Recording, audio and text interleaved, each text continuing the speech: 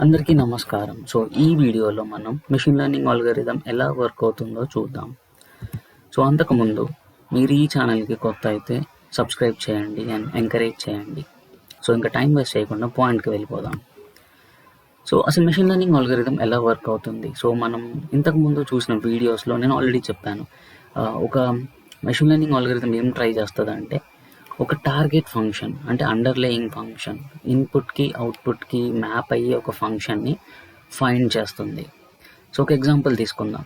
ఇప్పుడు మనం ఇన్పుట్ ఒక 2 నెంబర్స్ ఇద్దాం, 1 + 2. ఈ 1, 2 అనేది ఇన్పుట్ 2 నెంబర్స్ అండ్ దాని అవుట్పుట్ వచ్చేసి 3. నేను 2 నెంబర్స్ ఇన్పుట్ ఇచ్చినప్పుడు అవుట్పుట్ 3 వచ్చింది. ఈ 2 నెంబర్స్ని మనం ఏం చేస్తే అవుట్పుట్ 3 వస్తుంది అనేది మనం ఫైండ్ చేయాలి. అంటే ఆ మధ్యలో ఫంక్షన్ ఈ 2 నెంబర్స్ని తీసుకొని ఏం చేస్తే 3 వస్తుంది. ఈ ఆల్గోరిథం ఏం ట్రై చేస్తుంది అంటే డిఫరెంట్ ఫంక్షన్స్ ట్రై చేస్తుంది. ఈ 2 నెంబర్స్ మధ్యలో ఏదో ఒక ఫంక్షన్ యాడ్ చేయొచ్చు. ఇప్పుడు 1 + 2 నేను ఎడిషన్ యాడ్ చేసే ఆ ఫంక్షన్. 1 + 2 3 అవుతుంది. నేను ఇప్పుడు సబ్స్ట్రాక్షన్ యాడ్ చేశాను అనుకోండి, 1 - 2 -1 అవుతుంది. తప్పు. ఇది సబ్ట్రాక్షన్ కాదు. మల్టిప్లికేషన్ 1 × 2, ఇది 2 కానీ ఆన్సర్ 3, ఇది కూడా కాదు. అలా డిఫరెంట్ ఫంక్షన్స్ ట్రై చేసి ఏ ఫంక్షన్ కరెక్ట్ అనుకుంటుందో ఆ ఫంక్షన్ని ఫైండ్ చేస్తుంది అనమాట. అది టార్గెట్ ఫంక్షన్ అవుతుంది. సింపుల్గా చెప్పాలంటే ఇన్పుట్ ఇస్తాం, అవుట్పుట్ ఇస్తాం, ఈ రెండింటికి ఫంక్షన్ మ్యాప్ ఏ ఫంక్షన్ ఉంటుందో ఆ ఫంక్షన్ని ఫైండ్ చేస్తుంది అనమాట. అదే దాన్ని టార్గెట్ ఫంక్షన్ అంటాం. ఇక్కడ రాసినట్టు y = f(x + e). ఈ అనేది సమ్ ఇర్రెడ్యూసిబుల్ ఎర్రర్, దాని గురించి మనం తర్వాత మాట్లాడుకుందాం. ఈ f(x) అనేది x అనేది ఇన్పుట్, y అనేది అవుట్పుట్. మనం x అనేది ఒక ఫంక్షన్కి ఇస్తే అది జనరేట్ చేసే అవుట్పుట్ అనేది y. ఈ ఫంక్షన్ని మెషిన్ లెర్నింగ్ అల్గోరిథం ఫైండ్ చేస్తుంది అనమాట. ఇక్కడ చూస్తే మీరు here the function f which maps the relationship between input and output is generally unknown. ఎందుకంటే మనకు తెలియదు ఏది ఆ ఫంక్షన్ ఏంటి అని చెప్పేసి. మనం దాన్ని ఎస్టిమేట్ చేస్తాం అన్నమాట. ఉన్న డేటాని చూసి ఆ ఫంక్షన్ని ఫైండ్ చేస్తాం. ఈ ఫంక్షన్ని ఫైండ్ చేయడానికి మనకి 2 ways ఉన్నాయి. ఒకటి పారామెట్రిక్ మెథడ్స్, ఇంకోటి non parametric methods. First parametric methods చూద్దాం. పారామెట్రిక్ మెథడ్ అనేది ఏంటంటే నెంబర్ ఆఫ్ పారామీటర్స్ ఫిక్స్డ్ ఉంటాయి. అంటే మీరు చాలా ఆల్గోరిథమ్స్ ఇప్పుడు చాలా మెషిన్ లెర్నింగ్ ఆల్గోరిథమ్స్ ఉంటాయి. మీరు కొన్ని అలాంటి ఏదైనా ఆల్గోరిథం తీసుకున్నప్పుడు ఆ ఆల్గోరిథంకి ఫిక్స్డ్ నెంబర్ ఆఫ్ పారామీటర్స్ ఉంటాయి అన్నమాట. మీరు ఎంత డేటా ఇచ్చినా దాన్ని ఏం ఇచ్చినా కూడా అది చేంజ్ అవ్వదు. ఆ నెంబర్ ఆఫ్ పారామీటర్స్ అనేది ఫిక్స్డ్ ఉంటాయి. ఎగ్జాంపుల్ ఆల్గోరిథమ్స్ మీరు చూస్తే linear regression, logistic regression, linear SVM and simple neural networks ఉంటాయి. ఇప్పుడు ఒక ఎగ్జాంపుల్ తీసుకుందాం, లీనియర్ రిగ్రెషన్ తీసుకుందాం. ఈ లీనియర్ రిగ్రెషన్లో మనం 2 స్టెప్స్ ఉంటాయి. ఫస్ట్ స్టెప్ ఏంటి, మనం ఒక ఈక్వేషన్ని ఫ్రేమ్ చేస్తాం.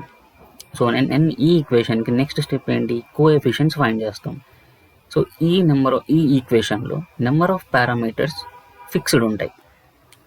అంటే నెంబర్ ఆఫ్ ఫీచర్స్ మారుతుంటే పారామీటర్స్ మారుతుంటాయి. బట్ ఇప్పుడు ఒక ఎగ్జాంపుల్ తీసుకుందాం, హౌస్ ప్రైస్ ప్రిడిక్షన్.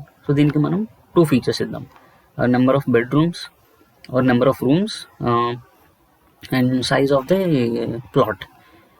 ఈ 2 మనం ఫీచర్స్గా ఇచ్చినప్పుడు మీరు ఎంత డేటా ఇచ్చినా ఈ నెంబర్ ఆఫ్ ఫీచర్స్ మారదు. కానీ మీరు నెంబర్ ఆఫ్ ఫీచర్స్ ఎక్స్టెండ్ చేస్తే అది ఎక్స్టెండ్ అవుతుంది. Parameters are fixed here. Parameters fixed ఏంటి, 2 పారామీటర్స్ ఇక్కడ ఫిక్స్ అయిపోయినాయి. ఈ 2 పారామీటర్స్ని మనం ఫైండ్ చేయాలి. ఇక్కడ నెంబర్ ఆఫ్ పారామీటర్స్ ఫిక్స్డ్ ఉంటాయి పారామెట్రిక్ మెథడ్లో. మీరు ఎంత డేటా ఇచ్చినా కూడా ఆ నెంబర్ ఆఫ్ పారామీటర్స్ అనేది చేంజ్ అవ్వదు. ఇవన్నీ ఎగ్జాంపుల్స్ అన్నమాట మనకి పారామెట్రిక్ మెథడ్స్కి. అండ్ కొన్ని advantages of these parametric methods ఏంటి అంటే సింపుల్. ఈ మెథడ్స్ని మనం ఈజీగా అర్థం చేసుకోవచ్చు అండ్ ఈజీగా ఇంటర్ప్రిట్ చేయొచ్చు. ఇంటర్ప్రిట్ అంటే ఏంటి అంటే ఈ డెసిషన్ ఎందుకు తీసుకుంది ఈ ఆల్గోరిథం అనేది మనం చూడొచ్చు కొంచెం లోపలికి వెళ్ళి. ఓకే, దీనివల్ల ఈ డెసిషన్ తీసుకుంది. మనకి చాలా ఈజీ అనమాట అర్థం చేసుకోవడానికి ఈ ఆల్గోరిథం. అండ్ ఇంకో అడ్వాంటేజ్ ఏంటి అంటే స్పీడ్. చాలా ఫాస్ట్గా ట్రైన్ అవుతుంది. ఎందుకంటే మనకు తెలుసు ఎన్ని నెంబర్ ఆఫ్ పారామీటర్స్ ఉన్నాయి అని చెప్పేసి. ఇన్ని నెంబర్ ఆఫ్ పారామీటర్స్ ఉన్నప్పుడు మనం ఈజీగా ట్రైన్ చేయొచ్చు దాన్ని. ఫాస్ట్గా ట్రైన్ అయిపోతుంది, ఎందుకంటే దానికి ఆల్రెడీ తెలుసు కాబట్టి. అండ్ నేను చెప్పినట్టు లెస్ డేటా, మనకి ఎక్కువ డేటా అక్కర్లేదు, ఎందుకంటే ఎంత డేటా ఇచ్చినా కూడా అది దాని మైండ్ మారదు, సేమ్ ఉంటుంది, సేమ్ ఫైండ్ చేస్తుంది. అంటే ఇంక అంతే, మనం ఎంత డేటా ఇచ్చినా కూడా అంత యూజ్ ఏమి ఉండదు, ఎందుకంటే తక్కువ డేటాతో ఒకటే ఆల్గోరిథం వర్క్ అవుతుంది, ఎంత డేటా ఇచ్చినా అదే ఆల్గోరిథం వర్క్ అవుతుంది, ఎందుకంటే number of parameters are fixed. So అదే ఫైండ్ చేయాలి, దాని ఎయిమ్ ఏంటి, నెంబర్ ఆఫ్ ఉన్న పారామీటర్స్ని మనం ఫైండ్ చేయడం. సో ఎక్కువ డేటా అక్కర్లేదన్నమాట. అండ్ కొన్ని డిసడ్వాంటేజెస్ కూడా ఉన్నాయి ఈ పారామెట్రిక్ మెథడ్స్కి. ఒకటి ఏంటి అంటే కన్స్ట్రెయింట్ అనమాట. సో ఏంటి, ఇప్పుడు మీరు లీనియర్ రిగ్రెషన్ తీసుకున్నారు. సో ఈ లీనియర్ రిగ్రెషన్ ఏంటిది, దీని అండర్లయింగ్ ఫంక్షన్ ఓకే అజంప్షన్ చేసుకుంటుంది, ఓకే నాకు డేటా లీనియర్గానే ఉండాలి, ఎందుకంటే ఆల్గోరిథం అలానే వర్క్ అవుతుంది, లీనియర్ డేటా మీద పర్ఫెక్ట్గా ఫిట్ అవుతుంది. సో అది అజ్యూమ్ చేసుకుంటుంది నాకు డేటా లీనియర్గానే ఉండాలి. సో ఇప్పుడు మీరు నాన్ లీనియర్ డేటా ఇచ్చారనుకోండి, అది సరిగ్గా ఫిట్ అవ్వదు దానికి. సో ఇదే కన్స్ట్రెయింట్ అనమాట, ఎందుకంటే మనం తీసుకున్న ఆల్గోరిథం ఆల్రెడీ ఒక ఫంక్షనల్ ఫామ్కి ఫిక్స్ అయిపోయింది. సో మీరు ఇంకా అది ఫంక్షనల్ ఫామ్ని మార్చుకోలేదు. సో మీరు నాన్ లీనియర్ డేటా ఇస్తే లీనియర్ ఆల్గోరిథం సరిగ్గా వర్క్ అవ్వదు దాని మీద. సో అదొక డిసడ్వాంటేజ్. అండ్ లిమిటెడ్ కాంప్లెక్స్ అనమాట. సో నేను చెప్పినట్టు నాన్ లీనియర్ ఆల్గోరిథమ్స్ కానీ డిఫరెంట్ ఫంక్షనల్ ఫామ్స్ ఇస్తే మీరు తీసుకున్న ఆల్గోరిథం సరిగ్గా వర్క్ అవ్వదు దాని మీద. సో అండ్ ఇంకొక డిసడ్వాంటేజ్ ఏంటంటే పూర్ ఫిట్. సో ఇవన్నీ ఒకటే అనమాట, ఒకటే కైండ్ ఆఫ్ డిసడ్వాంటేజెస్. సో మీరు డేటా డిఫరెంట్ కానీ అండర్లైన్ డిస్ట్రిబ్యూషన్స్ కానీ డిఫరెంట్ ఇస్తే మీరు తీసుకున్న ఆల్గోరిథంకి సో అది సరిగ్గా ఫిట్ అవ్వదు, ఎందుకంటే మీరు తీసుకున్న ఆల్గోరిథం ఒక ఫంక్షనల్ ఫామ్కి ఫిక్స్ అయిపోయింది. సో అలాంటి ఫంక్షనల్ డేటా ఉన్నప్పుడే సరిగ్గా వర్క్ అవుతుంది, లేకపోతే సరిగ్గా వర్క్ అవ్వదు. సో ఇదొక డిసడ్వాంటేజ్ ఉంటుంది పారామెట్రిక్ మెథడ్స్తో మనకి. అండ్ నెక్స్ట్ వచ్చేసి మనకి నాన్ పారామెట్రిక్ మెథడ్స్ ఉంటాయి. సో ఈ నాన్ పారామెట్రిక్ మెథడ్స్ ఏంటి అంటే నెంబర్ ఆఫ్ పారామీటర్స్ ఫిక్స్డ్ ఉండవు, చాలా ఉండొచ్చు, ఎన్నైనా ఉండొచ్చు. అది డేటా మీద డిపెండ్ అయి ఉండొచ్చు, లేకపోతే అండర్లయింగ్ ఫంక్షన్ మీద కూడా డిపెండ్ అయి ఉండొచ్చు. సో మీరు ఇక్కడ చూస్తే when we have a lot of data and have no prior knowledge about it, or when you don't want to worry about the feature selection. So మనకి ఆ డేటా గురించి ఏం తెలియదు, సో అది లీనియర్ ఉంటుందా నాన్ లీనియర్ ఉంటుందా ఎలాంటి functional ఫామ్గా ఉంటుందో మనకి తెలియనప్పుడు సో మనం నాన్ పారామెట్రిక్ మెథడ్స్ వాడడం చాలా బెస్ట్.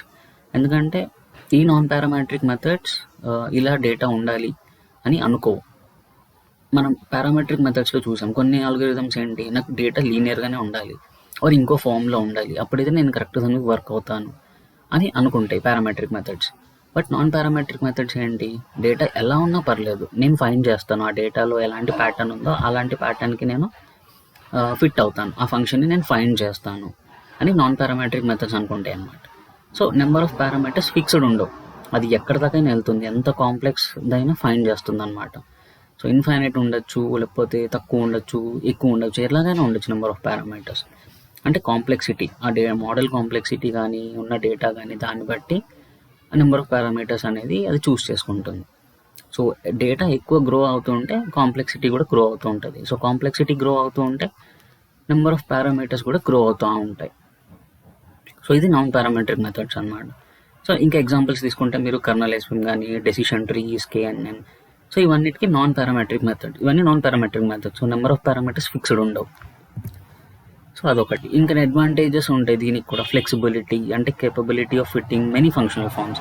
సో నేను చెప్పినట్టు పారామెట్రిక్ మెథడ్స్లో అవి కన్స్ట్రెయింట్ ఉంటాయి, అంటే పర్టికులర్ ఫంక్షనల్ ఫామ్కి ఫిక్స్ అయి ఉంటాయి.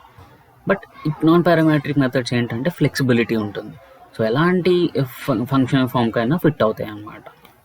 అండ్ ఇంకా దీనికి చాలా పవర్ ఉంటుంది, ఎందుకంటే అజంప్షన్స్ ఏముండవు, డేటా గురించి అజంప్షన్స్ ఏముండవు, అండర్లయింగ్ ఫంక్షన్స్ ఇలా ఉండాలి అలా ఉండాలి అని అజ్యూమ్ చేసుకోదు. సో ఎలా ఉన్నా పర్లేదు, అది ఫైండ్ చేస్తుంది అన్నమాట. అండ్ పర్ఫార్మెన్స్ అనేది ఇంక్రీజ్ అవుతుంది, ఎందుకంటే సో నేను చెప్పినట్టు డేటా ఎలా ఇచ్చినా కూడా ఇది ఫైండ్ చేస్తుంది దాని అండర్లయింగ్ ప్యాటర్న్ని కానీ అండర్లయింగ్ ఫంక్షన్ని కానీ. సో అదే నాన్ పారామెట్రిక్ మెథడ్స్ తీసుకున్నాడు అనుకోండి, అందులో నేను నాన్ లీనియర్ డేటా ఇచ్చాను లీనియర్ ఆల్గోరిథంకి, సో దాని పర్ఫార్మెన్స్ చాలా తక్కువగా ఉంటుంది, చాలా పూర్ పర్ఫార్మెన్స్ ఉంటుంది. బట్ అదే నేను నాన్ లీనియర్ డేటాకి ఈ నాన్ పారామెట్రిక్ మెథడ్స్ ఇస్తే పర్ఫార్మెన్స్ చాలా హైగా ఉంటుంది, ఎందుకంటే ఫైండ్ చేస్తుంది అండర్లైన్ ఫంక్షన్ ఏంటిది అని చెప్పేసి కరెక్ట్గా. సో ఇవి దీని అడ్వాంటేజెస్ అనమాట. దీనికి కూడా కొన్ని డిసడ్వాంటేజెస్ ఉన్నాయి. ఏంటంటే డేటా ఎక్కువ ఉండాలి. సో డేటా తక్కువ ఉంటే అది కరెక్ట్గా ఫైండ్ చేయలేదు, అంటే 100% ఫంక్షన్ని ఫైండ్ చేయలేదు. మనకి మళ్ళీ రియల్ వరల్డ్లో సరిగ్గా ప్రిడిక్షన్స్ చేయలేమన్నమాట. సో డేటా ఎక్కువ ఉంటే ఇది బాగా వర్క్ అవుతుంది. అండ్ ఇది స్లోవర్గా ఉంటుంది, ఎందుకంటే నెంబర్ ఆఫ్ పారామీటర్స్ మనకు తెలియదు. ఎన్నైనా ఉండొచ్చు, ఇన్ఫైనైట్ ఉండొచ్చు, తక్కువ ఉండొచ్చు, ఎక్కువ ఉండొచ్చు.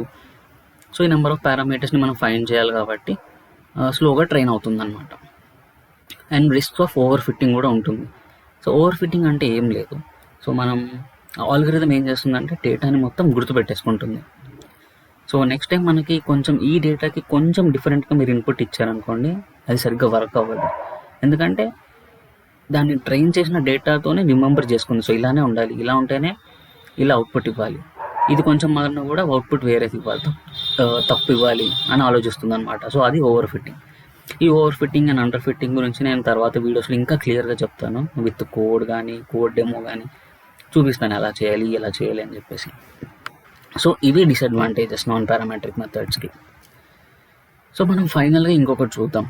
ఒక మెషిన్ లెర్నింగ్ ఆల్గరిథం ఒక బిల్డ్ చేయాలి అంటే దానికి 3 కాంపోనెంట్స్ ఉంటాయి.